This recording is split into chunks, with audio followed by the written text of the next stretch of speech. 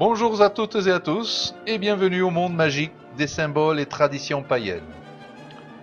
Nous allons aujourd'hui nous pencher sur une très grande fête annuelle, celle de Noël. C'est une fête emplie de mysticisme et de spiritualité. Si ce n'était pas en raison de l'hystérie moderne générée par notre société de consommation à outrance, cette fête aurait très probablement conservé son caractère mystique originel. Ceci dit, elle reste malgré tout une des célébrations majeures de notre calendrier actuel. Par trop souvent encore, on nous présente la fête de Noël comme étant le souvenir de la naissance de Jésus-Christ. Ce sémite de la tradition biblique serait né le 25 décembre, raison pour laquelle serait fêté Noël de nos jours. Or, rien n'est plus faux, car personne ne sait en fait quand serait né le Nazaréen, et c'était déjà ainsi dans l'Antiquité. Ce n'est qu'au IVe siècle que fut décidé par un concile du Vatican la date supposée de la naissance de Yeshua ben Joseph, véritable nom sémite, de Jésus-Christ. Cette fête fut fixée au 25 décembre car cette date correspondait à une importante célébration païenne que les chrétiens n'arrivaient pas à faire disparaître malgré leurs nombreux interdits. Ils pensaient ainsi récupérer les païens en les convertissant sournoisement par cette ruse. Il faut le clamer haut et fort, quitte à blesser certains puristes, qu'il n'y a rien de chrétien dans cette fête de Noël, et, comme nous allons le voir, tout y est d'origine païenne. Noël est en réalité une fête qui s'étend sur une vaste période qui dure dans certains cas tout un mois. On fête la période solsticiale, celle du solstice d'hiver. Toutes les traditions païennes d'Europe ont fêté religieusement le solstice d'hiver. Ce fut le cas par exemple il y a plusieurs milliers d'années au site irlandais de Newgrange, où, lors du solstice d'hiver, le premier rayon de soleil pénètre tout au fond du site mégalithique en illuminant un triskel gravé sur une roche. La dimension magico-religieuse d'un tel événement est profondément enracinée dans les cultures anciennes d'Europe.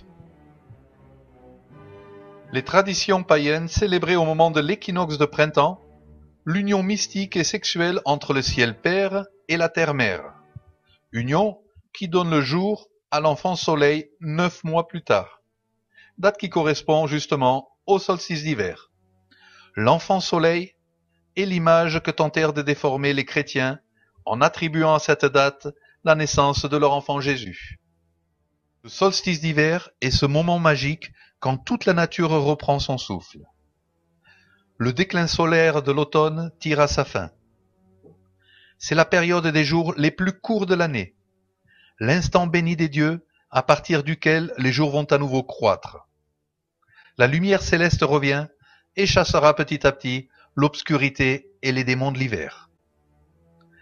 Le solstice d'hiver annonce le retour des beaux jours et de l'abondance qui les accompagnera. Il ouvre la porte cyclique de la nouvelle année, celle qui promet le renouveau des forces vives.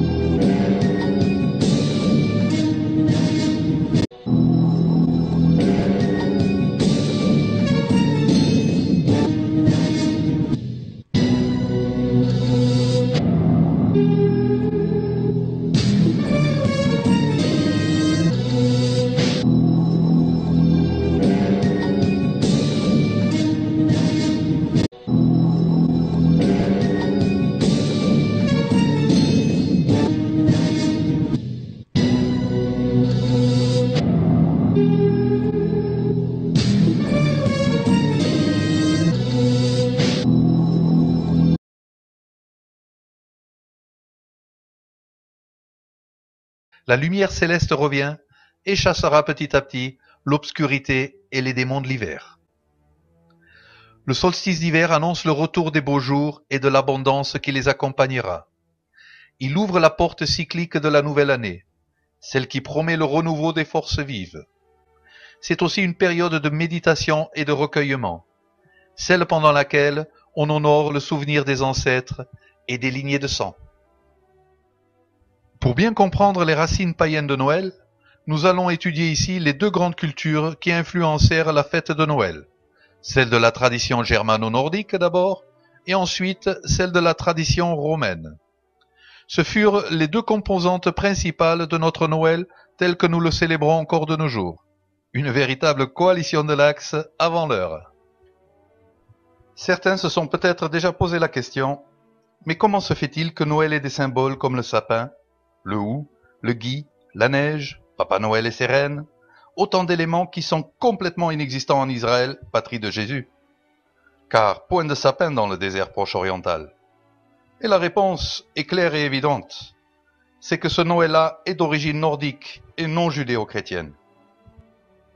Commençons pour cet aspect nordique par voir la figure bien connue du Père Noël. Il se dit de nos jours que le Père Noël aurait été inventé par Coca-Cola. Or, ceci n'est pas exact. Le seul apport de cette marque fut la couleur rouge. Car en effet, la figure du Père Noël est largement antérieure au XXe siècle et à Coca-Cola.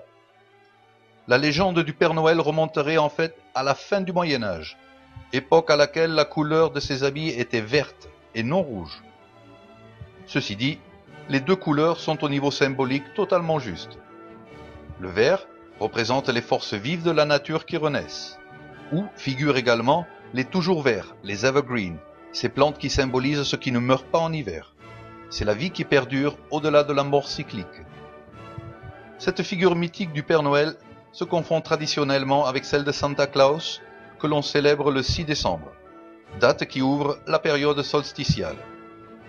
Mais ce Père Noël est lui-même antérieur au Moyen Âge, puisque ses origines remontent à l'époque païenne, au dieu germano-nordique Wotan Odin. Tout comme le Père Noël, le dieu Wotan Odin se présente comme un vieux sage avec barbe blanche qui distribue ses bienfaits pour le solstice d'hiver.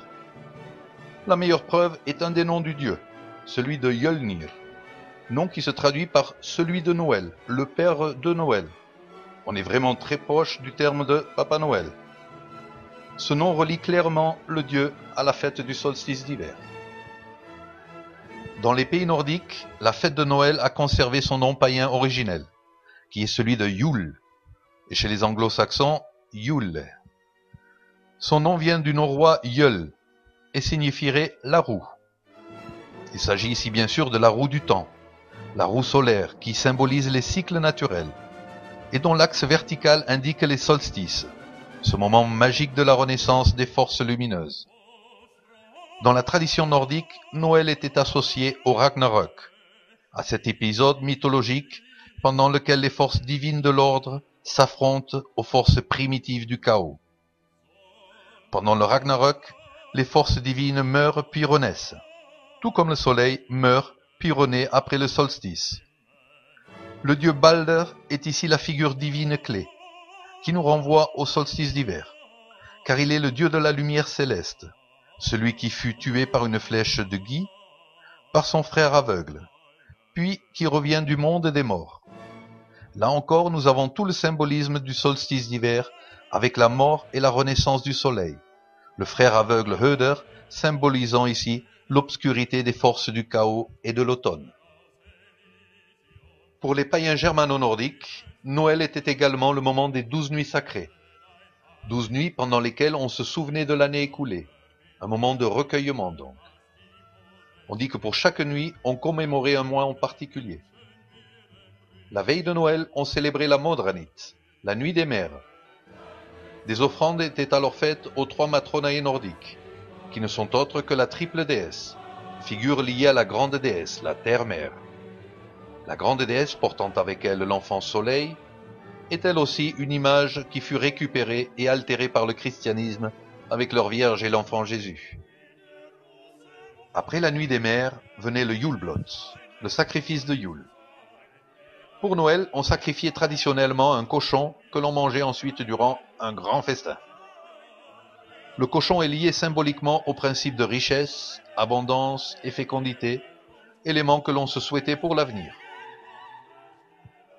Contrairement au délire malsain des juifs et des musulmans, le cochon représente pour les païens européens un animal sacré, que l'on sacrifiait pour les grandes occasions. Lors de ce Yule-Blot, le sacrifice de Noël, on utilisait une formule rituelle pour se souhaiter paix et prospérité. La formule, qui est en rune sur le haut de l'image, était la suivante. Til Ars og Fridar, pour une bonne année et pour la paix. La période du solstice d'hiver est avant tout une fête familiale emplie de paix et qui s'est célébrée le plus souvent au coin du feu.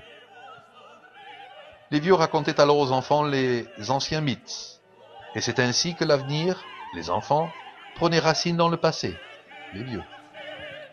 C'est là aussi que les enfants recevaient les cadeaux, ce qui en plus de la joie devait apporter symboliquement la promesse de richesse pour le futur. On comptait par exemple les mythes liés à Yggdrasil, l'arbre cosmique qui relie les 9 mondes entre eux, celui auquel s'était pendu le dieu Odin pour acquérir la connaissance. Un arbre qui ne meurt jamais et qui figure la promesse de la vie qui perdure au travers de l'hiver. C'est ce même arbre d'ailleurs qui est à l'origine de notre sapin de Noël. Le vert symbolisant la vie, et les lumières qui le décorent, la promesse de la lumière qui reviendra. Tous les conifères et evergreens en général recoupent ce symbolisme du toujours vert, de cette vie qui ne meurt point. Le hou en est un autre exemple. La bûche de Noël, elle aussi, entre dans les symboles hérités de notre passé païen. La bûche est en fait un morceau de l'arbre cosmique que l'on introduit dans le foyer afin d'apporter toute sa force divine. Le feu qui la consume représente les forces du chaos emprisonnées par les puissances solaires. C'est le feu libérateur du solstice d'hiver. Bien que ce solstice ouvre la porte de l'hiver, la période froide et morte de l'année, il est aussi celui qui ouvre le retour de la lumière, avec les jours qui redeviennent plus longs. Le symbole même du flocon de neige rappelle de manière étrange le graphisme d'une rune liée construite à partir de rune Aldis, la rune de la protection. De plus, la rune Issa, la rune de la glace, est tout logiquement celle qui couvre cette période solsticiale. Mais c'est aussi l'époque marquée par la rune Hiera, la rune de la transition cyclique, promettant une bonne année pleine d'abondance et de richesse. Dans les pays scandinaves existe aussi la tradition du Julebok, le bouc de Noël. Ce bouc est symbole de fertilité lié au dieu germano-nordique Donar Thor, dont le char est tiré par 2 boucs.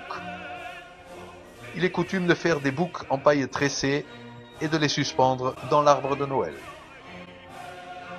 Bien, après avoir vu ainsi les grandes lignes de l'héritage germano-nordique, partie pour laquelle il y aurait beaucoup plus à raconter, nous allons voir à présent la partie romaine, qui a, elle aussi, très grandement influencé notre Noël moderne.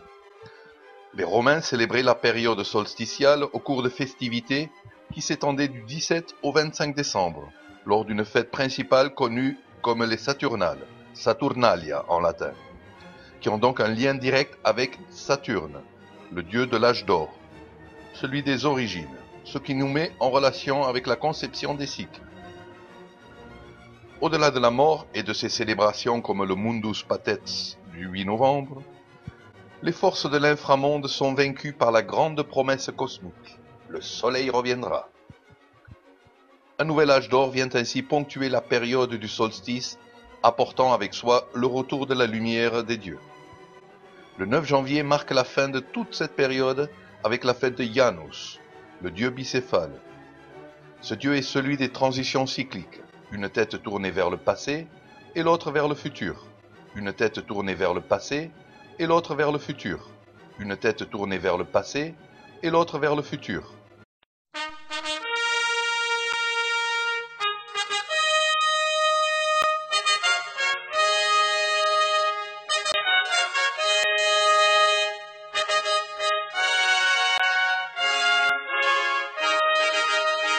Une tête tournée vers le passé et l'autre vers le futur. La clé qu'il porte est celle qui ouvre les portes de l'année. Il donna son nom d'ailleurs au mois de janvier, Janus Januarius. Le premier jour des Saturnales, le 17 décembre, avait lieu un sacrifice de nourriture et de boissons en l'honneur du dieu Saturne, ainsi qu'un grand banquet public. Les écoles et les administrations étaient fermées, aucune campagne militaire n'était entreprise, les armes se taisaient et on ne procédait à aucun jugement. C'était un jour de repos pour tout le monde et de paix. Les rites publics du 17 décembre étaient suivis les 18 et 19 par des rites privés. Ces rites domestiques se tenaient dans les foyers. On se saluait par la formule héritée de la tradition grecque « Yo », formule que l'on répétait 2 fois, en le criant même « Yo, yo », un mot qui était une invocation au triomphe, ce qui dans le cadre de Noël se comprend bien sûr comme une victoire des forces solaires. On sacrifiait aux dieux tutélaires, ainsi qu'aux pénates, les esprits protecteurs du foyer.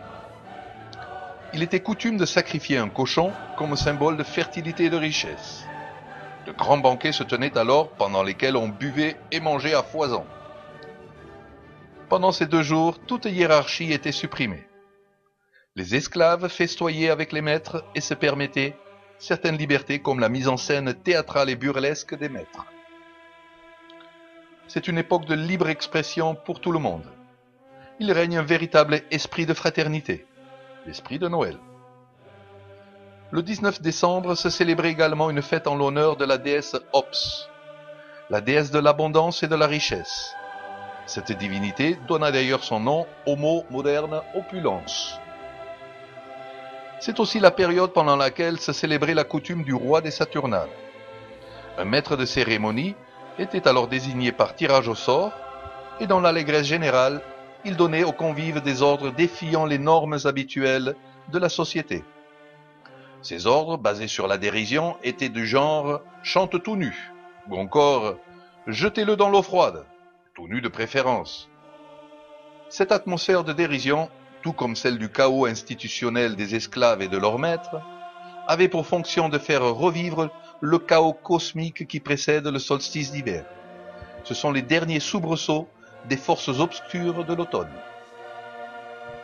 Le 21 décembre se tenait la fête de Divalia, en l'honneur de la déesse Angerona, celle qui libérait des peines et des souffrances. On lui faisait des offrandes pour obtenir joie et plaisir. Elle permettait de donner la force nécessaire pour affronter la nouvelle période cyclique. Dans la conception indo-européenne, elle est la déesse qui redonne le souffle vital aux divinités uraniennes, afin de vaincre le chaos de l'inframonde. La statue la représentait avec un doigt sur la bouche, comme pour imposer le silence. Chut.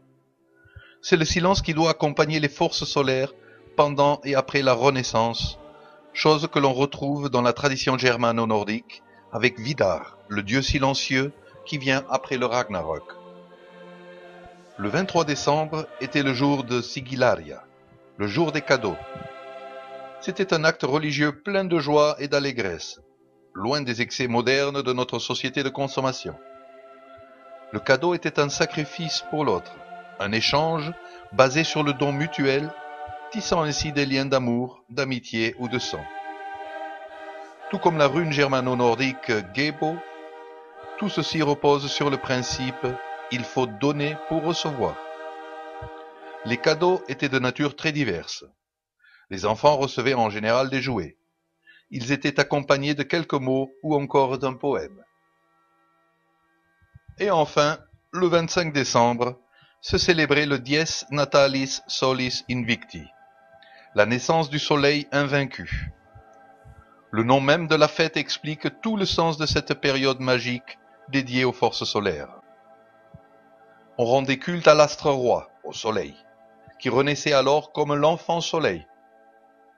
Dans la dernière phase païenne de l'ancienne Rome, est venu se greffer sur le culte du soleil invaincu, le culte du dieu solaire Mitra. On allumait dans les foyers des bougies dont les flammes symbolisaient le retour du soleil et de son feu vital. La lumière, jusque-là emprisonnée, va enfin se libérer pour revenir dans toute sa gloire. Ainsi, à la lumière de tous ces détails des traditions païennes liées au Noël solsticial, il ressort de manière claire et évidente que Noël n'est à l'origine en rien une fête chrétienne. En tant que païens, nous ne célébrons pas la naissance du Nazaréen, mais nos anciennes divinités solaires, comme le soleil invaincu, Hélios, Suna, Apollon, Balder, Bélénos et Abellio. Noël n'est à l'origine en rien une fête chrétienne. Pour cela, nous pouvons clamer les deux formules païennes du solstice d'hiver, la romaine et la germano-nordique. Io Saturnalia et Tilars Opfridar. Noël n'est à l'origine en rien une fête chrétienne.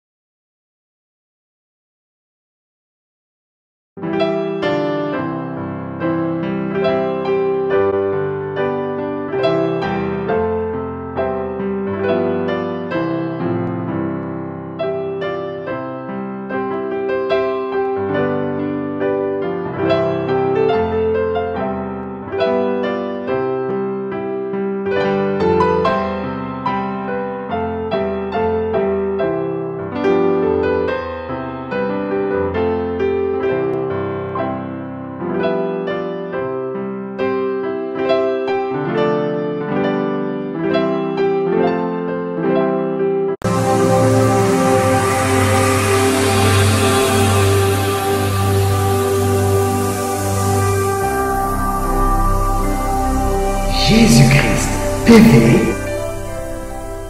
vous connaîtrez la vérité et la vérité